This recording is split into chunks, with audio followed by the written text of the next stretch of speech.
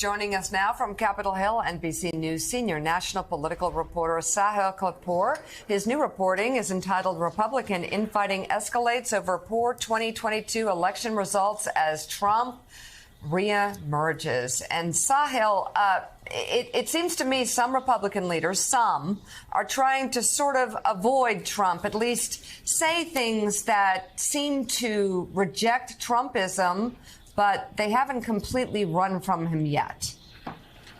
I think that's right, Mika. There are some very contentious intra-party clashes going on within the Republican Party at this moment about what went wrong in the 2022 midterm election, about why they underperformed. And Trump is kind of up there looming over this entire picture because obviously he has a huge influence over the party. He has been the dominant force over the party for the last 7 years. And some Republicans, albeit quietly for the most part, do blame him. But the way to understand this feud is to look at the clash between Rick Scott, the Republican campaign chief in the Senate, and Mitch McConnell, the minority leader. These two went up against each other in an election for McConnell's top job, which he retained, even though it was the most serious challenge that McConnell had ever faced in his 15 years as leader. Simply, the Rick Scott position is that Republicans failed because they weren't bold and resolute enough, that they didn't do enough to inspire Republicans and conservative voters by offering a governing vision, and that's why, according to Rick Scott, they lost.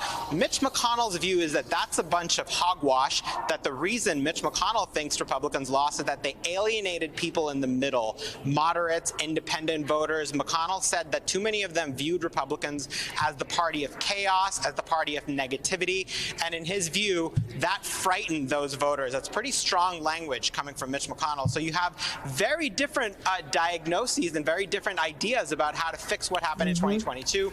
There is no consensus at this point, and some Republicans I spoke to, including Senator Bill Cassidy of Louisiana, suggested that maybe the party should move on from Trump. Maybe it should not be about one person. John Cornyn, who's a former top deputy to Mitch McConnell, had this to say. I want to put this up on the screen. I thought it was pretty illuminating.